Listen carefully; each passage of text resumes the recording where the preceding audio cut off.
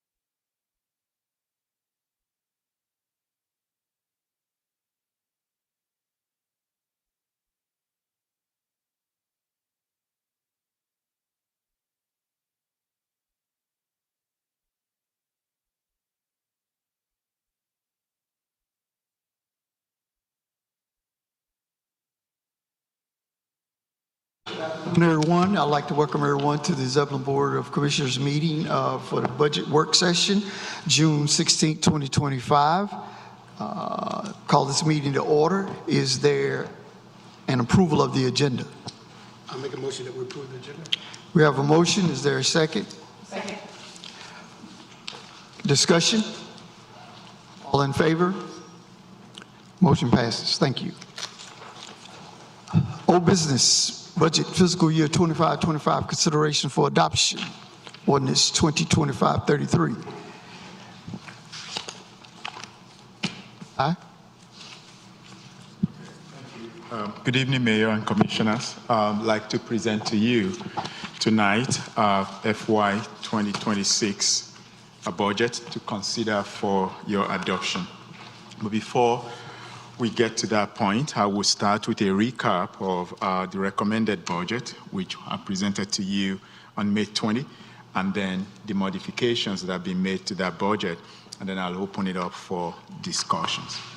So, if you recall, with the recommended budget, we had a list of staffing requests addressing a number of things. First of all, public safety, adding 2 patrol officers and 1 social worker, and then public works in terms of administrative support that we need there, parks and recreation, repurposing position, but also moving things around to make sure that we continue to meet the needs of our residents.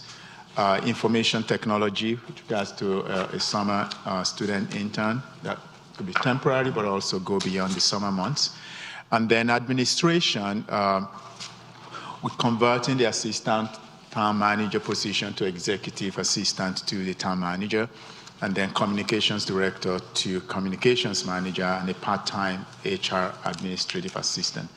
And then I talked about employee compensation, where we had a consultant came to really present findings of a month-long study that we did last year to really be able to move our employees to where they ought to be with regards to compensation. So this is budget by department. This is again what I presented to you on May 20. If you would, totaling about $28.8 or so million in terms of each department. As you know, we typically have our highest budget will often be driven by public works, police, and fire, and to a large extent, our parks and recreation department. The compensation study recommended 3 options. The 1.1 million, I shared this with you. I said it would cover about 95% of our employees. 500,000 option, $315,000 option. I have an asterisk there to indicate that we can actually cover all the employees with the exception of new hires. So it's going to almost 100% with the exception of our new hires. And I think that's really moving employees from where they are today to where they should be, but also paying some cost of living adjustments to those employees who may not be new hires, but their scale are still okay, but we still need to be able to adjust their salaries so we don't come back again a few months from now and be doing that. I also put an asterisk there because one thing I would recommend to the board is that sometime in the next year, we bring the consultant back on board to see how we're doing, because the way this thing works these days is that the moment you increase your employee salaries, the adjoining towns will also begin to do the same, and we want to make sure that we continue to keep pace. That's going to make sure we don't come back in the future for a $1 million increase like this, but if we do it regularly, it will actually be more moderate. The reason we're making this big leap is because we have not done this in quite a while. And by doing this, we definitely boost morale among our employees, and we appreciate you for your support. Our capital needs are driven again by roadway improvements, land acquisition, Little River Park, Phase 1 vehicles, purchasing of police vehicles for our officers, and of course the fire station. And I want you to also note on this that anytime you approve this budget for capital dollars, you're not just giving us a blank check to go out there and do this. If we do need for land acquisition, for example, for parks, we still have to come back to you and go project by project. For the police vehicles, we may not necessarily have to come back to you because we know it has to be purchased, and we have to be mindful that time is of essence, and so we don't want cost to go up. But for things like land acquisition, road improvement, we will come to you again in the future, project by project. Tax rate remains the same as as this current fiscal year at 57.7 cents. So again, the recommendation essentially stays the same, 28, what I shared with you on May 20, $28.8 million in terms of expenditure, and then you have how much we're generating from our 57.7 cents tax rate. Now, the revenue sources are still the same. So the recommended budget by the manager was driven by no tax increase from prior year. When you brought me on as interim, that was very clearly articulated by all of you to me as how can we accommodate residents' needs without necessarily raising property tax rate. It reflects your 2030 strategic plan goals. It responds to community input, which really focuses a lot on public safety, economic development, and where people recreate, as well as it maintains a healthy fund balance, which obviously keeps us in a good triple A rating. And then it's driven by the future of our town. Where are we growing in terms of development and the number of people moving here, as well as the number of employees that will grow as the town grows. Now, on June 7th, we had a retreat with you all, and we shared that with you, and you had a number of requests, so I am going to share those with you so we know that we are on the same page with what I'm presenting to you tonight. But before I get to the numbers, I want the public listening to us or watching tonight to understand that your modifications were being driven by two things. Your support for staff. You specifically talked about the fact that staff should be trained and developed, so we continue to keep pace with what our other communities are doing. An efficient work order system that will really help our procurement process to go better. That not only meets our needs as a town, but also the needs of our residents as well as businesses, especially small businesses who are looking to do work with us. Increased compensation will support staff. But also there's this new position we call support specialist, which is really a front-facing position that when people come into the building, there's their first point of contact. Because sometimes people come into a building without appointment, they don't know where to go. This person will guide them in that direction. Also, more or less like a help desk, so to speak. So even when staff don't know exactly where to go, they can call this person, and this person will be able to guide them in the direction that they ought to go. So that's a benefit to us as staff, because when you look at your department directors, they don't have administrative staff. And so this person provides that first step of people being able to make contact with the community, but also staff being able to go to them and ask for help or directors as needed. I like the fact that this also continues to support our tuition reimbursement program for our employees. And that's kudos to you, and thank you very much for supporting that over the years, but also for supporting that this time. So again, the modifications has actually a lot more in there for residents. We're going to engage our residents when it comes to the strategy plan update. You talked about formation of Mayor's Youth Advisory Council, a youth empowerment summer internship for our young people, engagement with residents, which is really repped, as well as the app that people can use to access town services. Again, the support specialist is there for our residents who come into the building. Language access for a lot of our residents that English is not their first language. Special community events.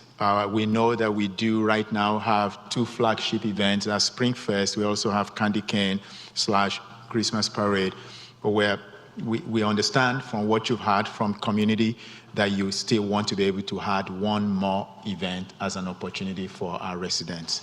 And then we have these tax incentives for residents that it's not necessarily monetized in the budget, but rather it gives Economic Development Department the opportunity to work with Wake County to be able to share with our residents, especially those who are on fixed income, our seniors. How can they get help and tax incentives in future when we have tax reevaluation?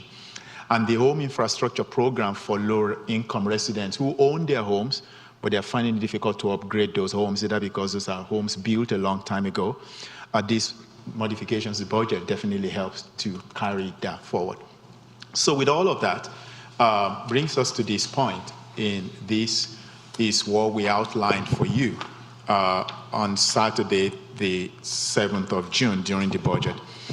I am going to also quickly address a couple things on this. So that community engagement rep, a lot of our residents may not understand what that means, but I think you went to the National League of Municipalities or cities, and a couple of you had come back and said that this will be a good thing for us to be able to implement. What this is a platform where government leaders like yourselves or ourselves can actually connect with your constituents. It's a way of humanizing, if I can use that word, local government and using a platform. And so you should be applauded for bringing this forward. But I also think not only does it make it easier for our residents to be able to engage with us, but it also makes it easier for you to engage with them. So for example, we've been going through this budget discussion for the last several weeks. I see a future where we have a kind of a budget 101, maybe a way where we can engage your constituents way in advance, and they can begin to participate, and they in turn will tell other residents how this is working. So we're assigning $10,000 for that. In addition to that is to have this app for town services. That could be for those who are digitally connected and they want to, if my trash isn't picked up, instead of making a phone call, they can go on that app and actually communicate to Public Works. Or what's the status of that road improvement? You've been working on that road for the last 6 months. When is it going to come to an end? And how much is it, by the way? I think it allows you to address the transparency question, so to speak, for our residents. Then when we met on Saturday, the 7th of June, we talked about having 6 youths in the first summer empowerment or internship program, but we've gone ahead to increase that to 10. We think that that will allow more opportunities for young people.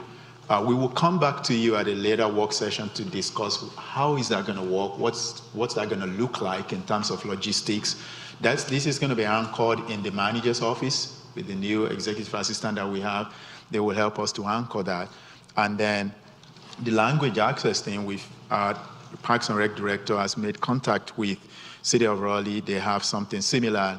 We're putting this number there because we think that there are some of our residents who are listening to you, who are watching you tonight, who probably need sign language, or some who don't even speak English, right? And being able to access some of our plans, policies, documents will be important.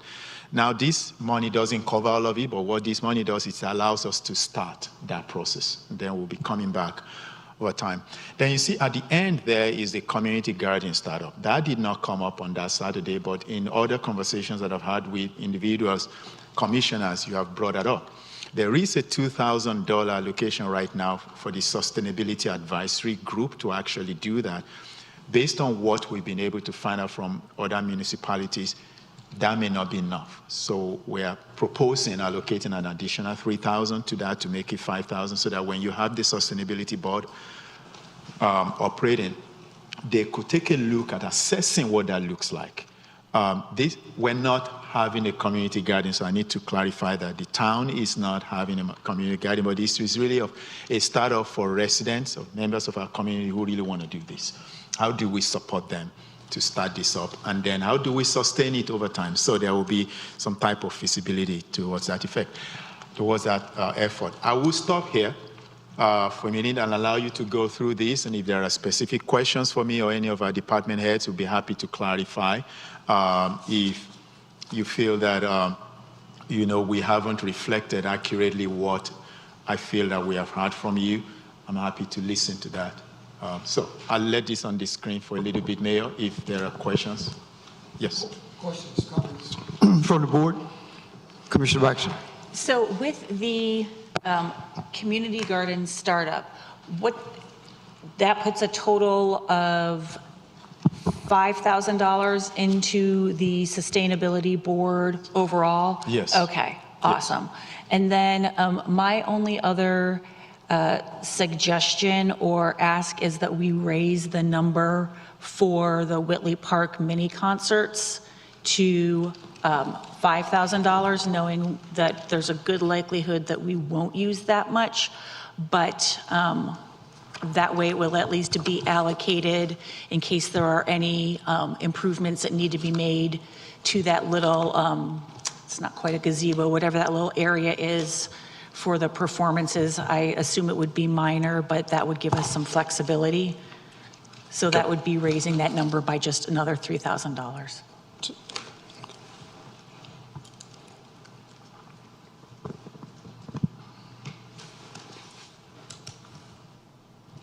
Okay, so any other question? I don't know, I mean, you probably will put that to discussion or vote or something, but we will add that number. If we add 3,000 to that total, that takes us to 200,500. We can do that. Okay.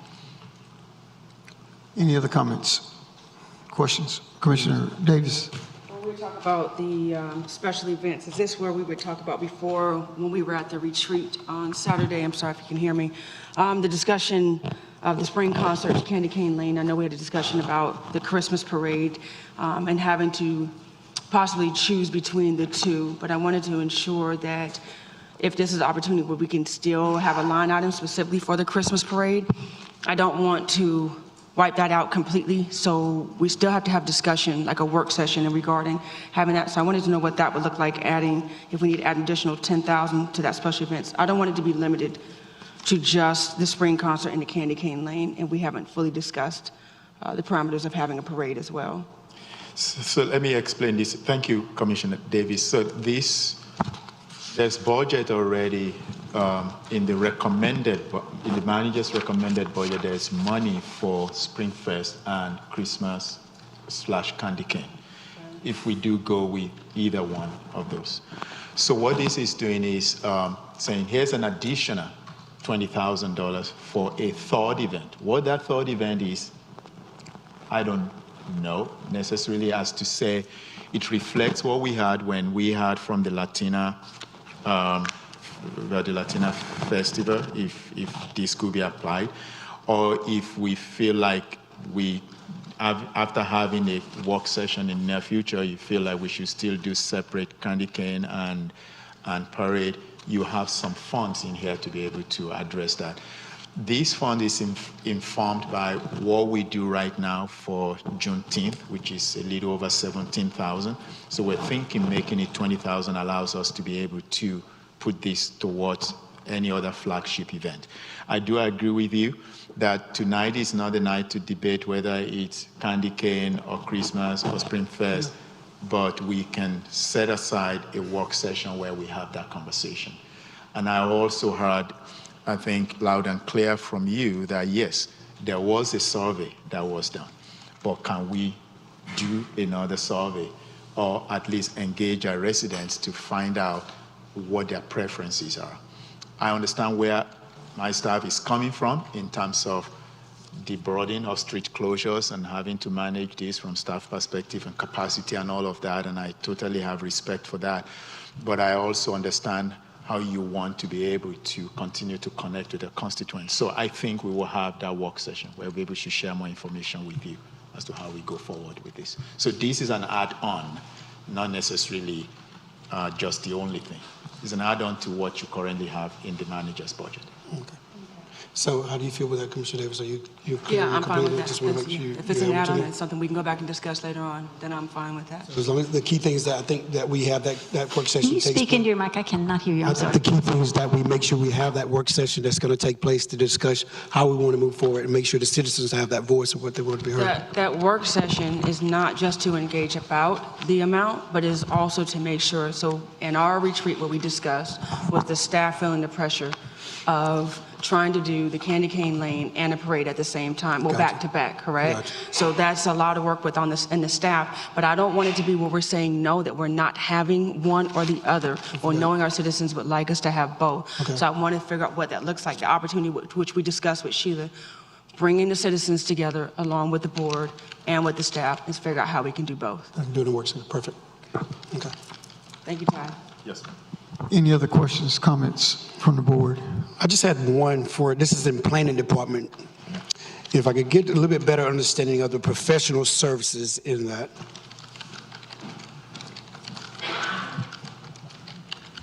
Sure thing. So in the professional services line in the planning department,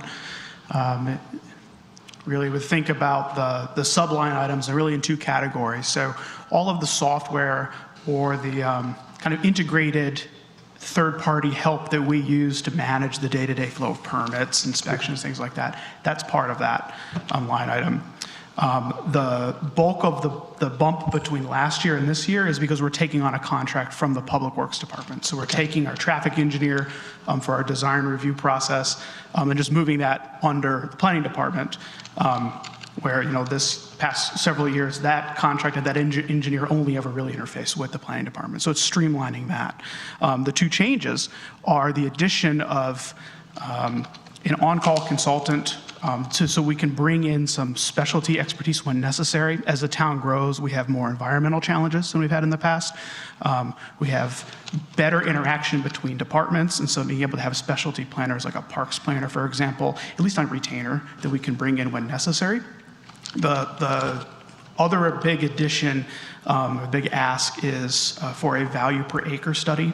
And what this will do is it'll help the planning department better prepare for two things. One, it will help us better prepare for upcoming bigger plan updates. It will inform the strategic plan update. It will inform a new future land use map and update to the comprehensive plan. By putting some real data, some quantitative analysis behind planning policy and planning decisions. The second thing it will do for our current planning group is it will help us better understand what areas of town are the most fiscally productive. What we mean by that is property tax collection. What areas of town are the most valuable from a property tax standpoint to the town government? It'll then help us better direct development where there are services, better direct development where there's already people that can help cultivate more commercial, recreational opportunities. And then when it comes to making public investments in terms of roads, in terms of parks, in terms of fire stations, it will allow for our department to give the commission all the tools you need to vote yes in confidence that the decision about where to put public money will have the maximum marginal public benefit. Okay. Thank you. Any other comments from the board?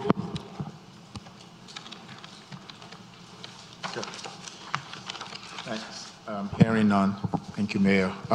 So the only difference here is now we're going to add 3,000 to the mini concert, and then that's not going to necessarily have a significant difference on what I'm about to share with you now, which is the modified budget. So the modified budget will take us to 29.3. If you recall, the manager's budget, if I can go back to it, it was 28.8 million. But with these modifications, takes us to 29.3 million. Still keeps our tax rate at 57.7. It's not going up. And so we're still able to accommodate all of those needs and requests. Of course, bear it in mind that as we go through the year, things change. And so we may come to you in January, in February, and you still have to hire a town manager at some point during this fiscal year. And that salary obviously is not reflected necessarily, but that's not to say that you're not able to do that when that time comes. And so, again, we are going forward, working with budget director to do kind of a multi-year projections on what budget could look like in the next couple of fiscal years, so residents have an idea what tax rate may look like in outer years. The property tax rate revenue stays the same. There's a number of we're still staying conservative when it comes to our tax rate. But because of some of those changes, the fund balance also went up to about 3.1 million. So I think that we are good also when it comes to being financially healthy, making fiscally sound decisions as a town. I think you're in a very good place to continue to do that. So I will stop, and unless there are questions and deliberations before we go to the motion. Questions, comments from the board? Is there a motion? I'd like to make a motion that we approve that we approve ordinances 2025-33 as presented. To say as amended. As amended, please. As amended. Motion and a second. Discussion. Roll vote. Commissioner Davis. Favor. Commissioner Harrison. Commissioner Miles. Favor. Commissioner. Baxter, favor. Motion passes. Thank you. Thank you very much, Mayor and Commissioner. If I can just say one thing quickly. When we started this journey, like April 21 or so, kind of felt like, are we able to get this done? But the staff, they pulled in all-nighters when necessary. So over weekends, I'm texting them, asking questions, and I think they came through. So kudos to everyone. Thank you. Yes, very much. thank you, staff.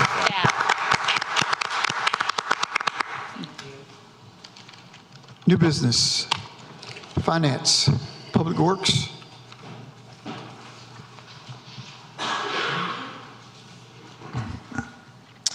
Good evening. You'll see there's a couple of ordinances before you tonight. Two of them go together with one action. This is creating a capital project ordinance, capital project fund for some public works facility and operational type projects that were budgeted this year. What this would do would basically take them out of the general fund, which you're in now, as you'll see in the staff report.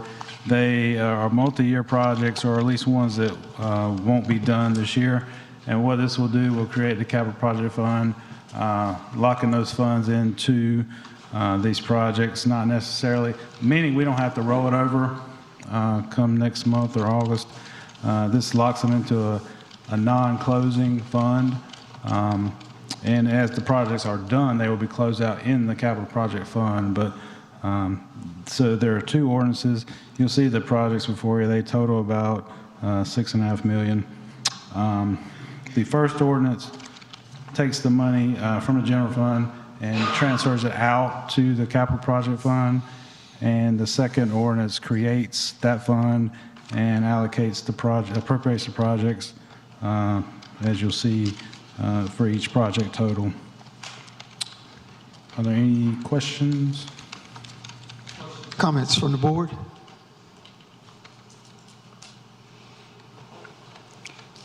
Hearing none. Is there a motion to approve 2025-34? I make a motion to approve ordinance 2025-34. We have a motion. Is there a second? Second. We have a second. Discussion. Roll vote. Commissioner Baxter. In favor. Commissioner Miles. Favor. Commissioner Harrison. Commissioner Davis. Favor. Motion passes. Thank you. I would like to make a motion to approve ordinance 2025-35. Second. There's a motion and a second. Discussion. Hearing none. Roll vote. Commissioner Davis. Favor. Commissioner Harris. Favor.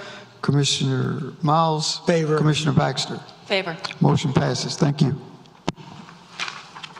Thank you. And then finally, there's additional ordinance appropriating insurance proceeds. There were a couple of police vehicles that were involved in two separate incidents. And what this will do will appropriate the insurance proceeds received towards repair of those vehicles. Both incidents total $13,800. So it's just a formality, basically appropriating the monies received to go towards repair. I make a motion that we approve police ordinance 2025-36. We have a motion. Is there a second? Second. We have a second. Discussion. Roll vote. Commissioner Baxter? Favor. Commissioner Miles? Favor. Commissioner Harrison? Favor. Commissioner Davis? Favor? Motion passes. Thank you. Thank you, Bobby.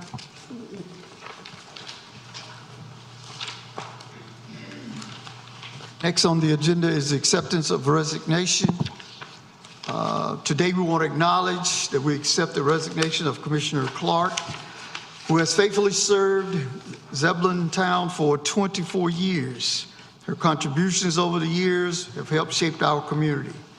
We are deeply grateful for her commitment and dedication.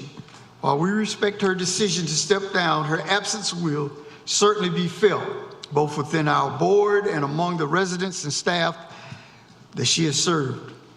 On behalf of the entire town government and our residents, I want to thank Commissioner Clark for her service and extend her best wishes for her future endeavors.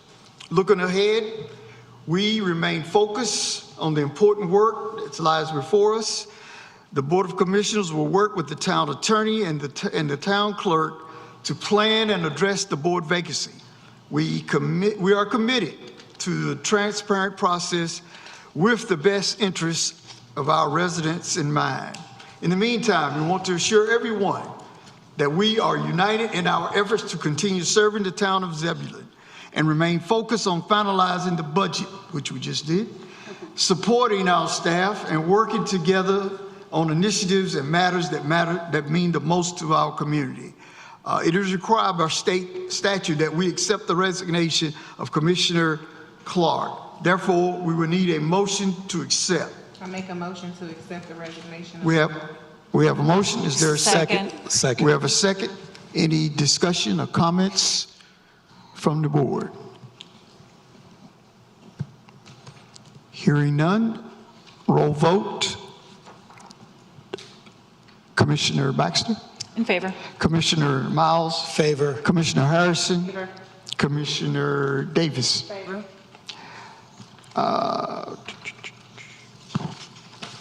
We will also need to have a special call meeting for June 23rd, 2025 at 6 p.m.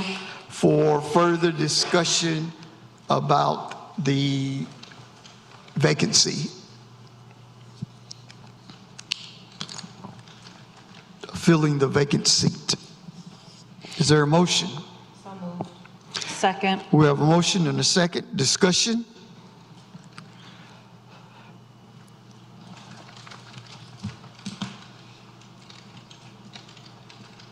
Roll vote. Commissioner Baxter?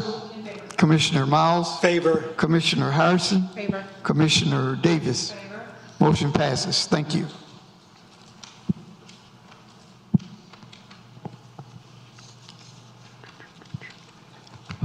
Next, we need a motion to go into closed session as allowed. Mayor, I'm sorry. Would you recognize the town manager? He had some words. Thank you, Mayor and Commissioners. Over the last several weeks, we've been trying to fill vacancies on our side of the aisle. And I like to say that we've made some strides and achievement, but I'd like to, first of all, recognize your town clerk that you selected quite a few weeks ago, and Ms. Gomez started with us last week, and yeah, it's 1 week now. Yes. Yeah. So, of course, she came to us from North Carolina Department of Health and Human Services, and she's worked both in the private and the public sector. And for those who care, she's a graduate of Duke University.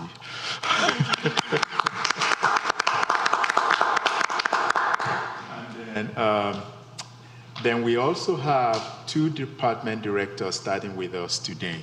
Our Human Resources Director, Ms. Monique Merriweather-Yabo, started with us today, and she comes to us from Wake County, where she was HR Department Manager for nearly 4 years. So welcome.